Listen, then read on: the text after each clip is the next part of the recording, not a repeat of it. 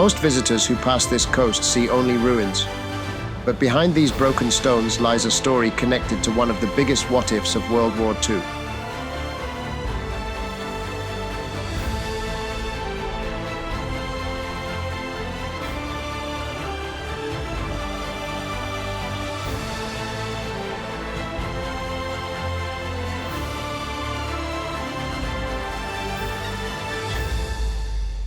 Hello! Hello!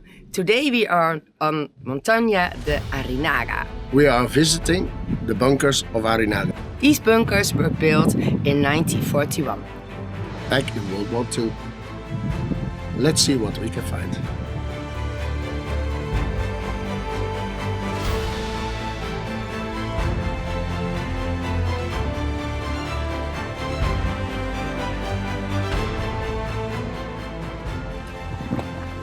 This tunnel is closed. We cannot enter it. Or maybe we get lucky on the other side. In 1941, Britain prepared a secret plan, Operation Pilgrim, to invade and occupy the Canary Islands if Nazi Germany gained control of Spain. The Germans, in turn, had their own plan, Operation Felix, which involved using Spain to capture Gibraltar and extend Axis power deep into the Atlantic. If either side made their move, Gran Canaria could have become a battlefield. To prepare, General Franco ordered the creation of coastal defenses all over the islands. The Bateria de Costa de Arinaga was part of that network. Soldiers and engineers were sent here to fortify the coast. They dug trenches, built gun platforms, and carved bunkers into the rock, facing the sea, ready to repel the British fleet that never came.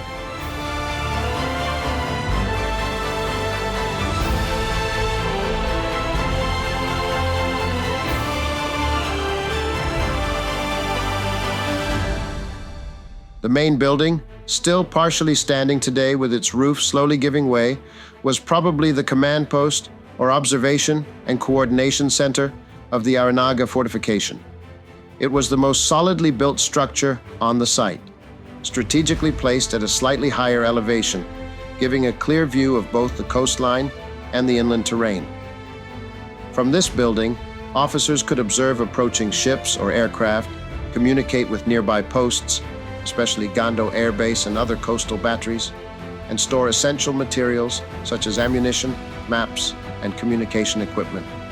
Inside, there would have been a few rooms, an operations or lookout room facing the sea, a storage area for munitions or fuel, and possibly a small office or radio room where reports were written or transmitted. This main building has become the symbol of the Arinaga bunkers, a haunting relic of a war that never reached these shores. It speaks of preparation, fear, and endurance, but now looks out over peace and emptiness. When you stand before it, you can almost feel the tension that once filled its rooms. The waiting, the uncertainty, the endless scanning of the horizon. The building may be broken, but it still commands presence. Like an old soldier who never left his post.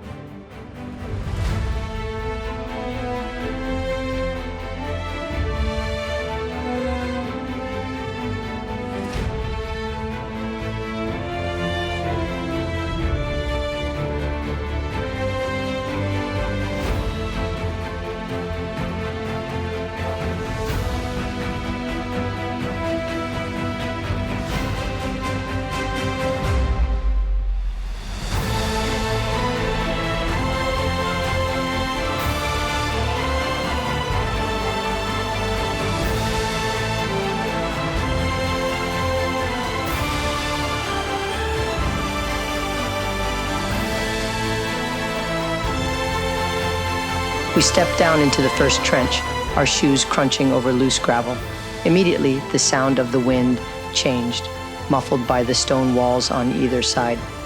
These weren't the deep, muddy trenches of Europe that swallowed men during the Great Wars. No, here the ground was volcanic, solid and unyielding. The soldiers who built these lines had to fight the mountain itself. Because the rock was so tough, the trenches were usually shallower, more like channels carved into the earth than deep ditches. Many were less than a meter deep, just enough to crouch low and move unseen. The sides were reinforced where they could be, with volcanic stones stacked, dry style, poured concrete sections or old steel plates and sandbags that once shielded the gunners from the coastal wind. You could still see traces of that reinforcement, half buried beneath decades of erosion. In places, the stones formed a narrow path that curved toward what used to be a machine gun nest. The walls bore faint marks of chisels, evidence of hard labor and persistence. It was impossible not to imagine the rhythm of hammers and pickaxes echoing through the heat, men striking the mountain one blow at a time. As we moved along, the trench twisted and turned, following the natural folds of the terrain. Sometimes it narrowed so much that we had to walk in single file. In other sections, it opened into wider cutouts where soldiers might have paused to rest or store ammunition. Every turn revealed something new: fragments of rusted metal, old bolts, even pieces of concrete once part of the defensive line.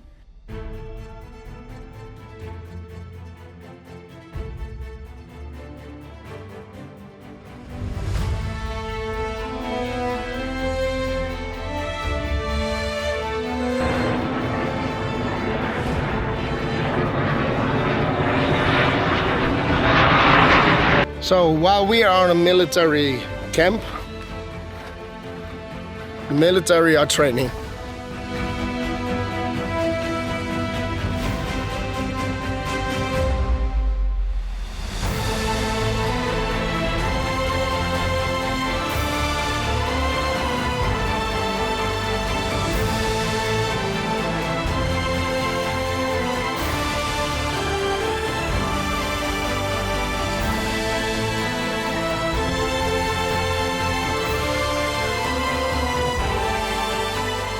Climbing higher along the stony path, the trench line slowly faded behind us. The wind grew stronger, that kind of coastal wind that pulls at your clothes and fills your ears with the sound of distance. Every step revealed more of the landscape until, almost without realizing it, we reached a point where the entire coast opened before us. From up there, the lighthouse of Arinaga stood proudly on its rocky promontory, a red and white sentinel overlooking the deep blue of the Atlantic Ocean. It felt close enough to touch, yet framed by the endless horizon. The same view soldiers once scanned day and night, waiting for ships that never appeared. Hello, thank you so much for watching this video. If you like this video, please give a thumbs up. And if you want, you can share this video with friends or on social media. Don't forget to subscribe to ExploGC channel to see every video we post. And click the notification bell to be the first to know when we post a new ExploGC video. And at last, please leave a comment what you think about the content of the video. Thank you so very much. And now let's continue with the video.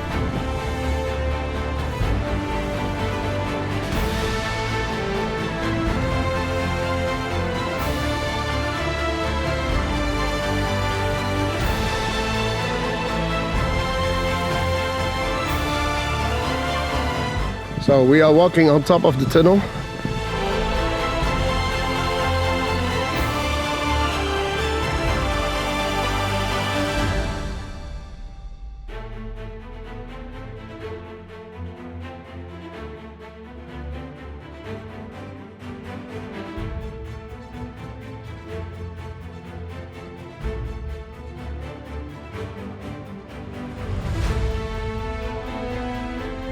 Standing among the ruins, it's easy to imagine their daily life, the rhythm of routine, the monotony of waiting, the strange calm before a battle that never came. The walls are silent now, but if you pause long enough, you can almost hear the faint echo of voices carried on the wind. The barracks, though half collapsed, still outline their former shape, long rectangular rooms once filled with bunks, crates, and the smell of gun oil and dust. The air inside would have been heavy with the scent of metal and sweat, and outside, the relentless wind would have howled through every crack and crevice of the volcanic stone. Days here must have been long and repetitive. The soldiers lived under the same sun that burns today, eating rationed food, maintaining their weapons, and staring for hours toward the horizon, always watching for ships that never appeared. In the evenings, when the wind cooled and the sea turned silver under the moon, maybe they gathered in small groups, talking quietly about home. You can almost see one of them pulling a small creased letter from his pocket, a reminder of another world, far from this desolate ridge of stone and sand.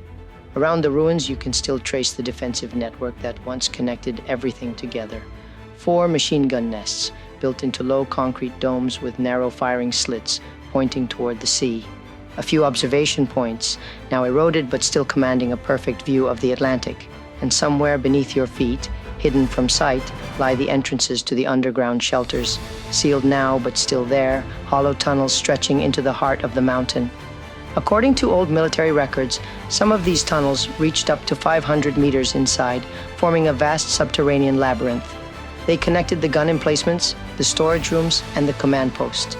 In the event of an attack, soldiers could move unseen beneath the ground, a hidden network designed for survival and defense. Walking above them, it's hard not to imagine what those tunnels must be like now. Dark corridors filled with dust, collapsed beams, and the echoes of footsteps long gone. They were built entirely by hand, carved with hammers and chisels into unforgiving volcanic rock, and reinforced with concrete and steel plates. The effort must have been immense, each meter earned through sweat and determination. The layout of the entire complex follows the natural curves of the mountain, not a straight line of modern planning, but a defense that seems to grow out of the terrain itself. The trenches wind around the slopes like scars, the gun nests blend into the rock, and the observation posts rise subtly, almost invisible from below. Together they form a defensive labyrinth, a maze designed to slow an amphibious landing or a surprise raid from the sea. Standing there, surrounded by stone and silence, the scene feels almost unreal. The sea crashes below, the wind roars through the hollow frames of the buildings, and the sun burns the concrete pale. Nature has taken back what war once claimed. The barracks now home to lizards, the tunnels breathing dust instead of men, and the once military pathways now walked by explorers and curious travelers.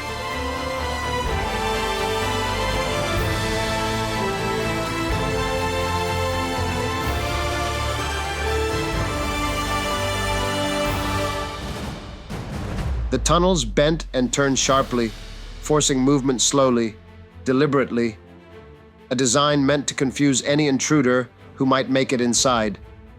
These passages were the arteries of the bunker system, leading from the machine gun nests to the defense positions, to small storage chambers where ammunition and supplies were kept. Each meter of tunnel had a purpose.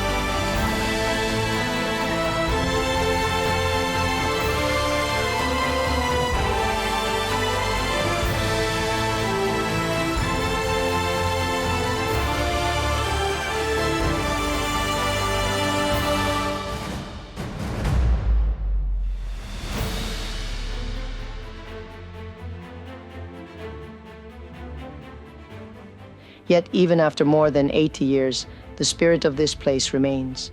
You can feel it in the way the trenches curve, in the stubbornness of the old walls still standing, in the way the wind seems to carry voices from another time. This was never just a fortress. It was a living outpost, a place of vigilance, endurance, and silence. Built for a war that never came, it now guards something else entirely. The memory of those who waited here, who carved their world into stone, and who left behind one of the most hauntingly beautiful relics of Gran Canaria's hidden history. So we end today at the end of the other side of the tunnel. It is closed as well, too bad for us. It's a pity we could not get in. There are some videos on the internet which shows the tunnels inside. But yeah, it's closed. So this was it for today. At least we show you a lot of stuff, everything around it. It's really interesting to walk here sometime and have the feeling that it gives you here. And of course, don't forget that this part really has history. So, see you next time. And thank you for watching. Goodbye. Goodbye. Adios. Adios.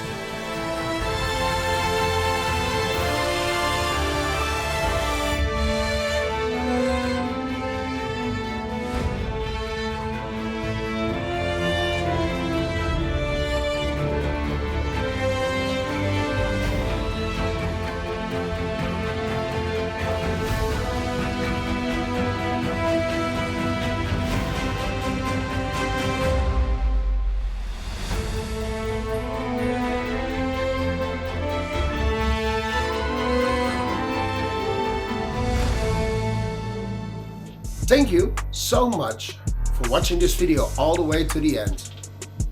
Check our website ExploGC.es for more info, more extra content, and all the links to all our social media platforms. Don't forget to subscribe to our channel. And if you like, you can watch one of our other videos. See you on the next video of ExploGC.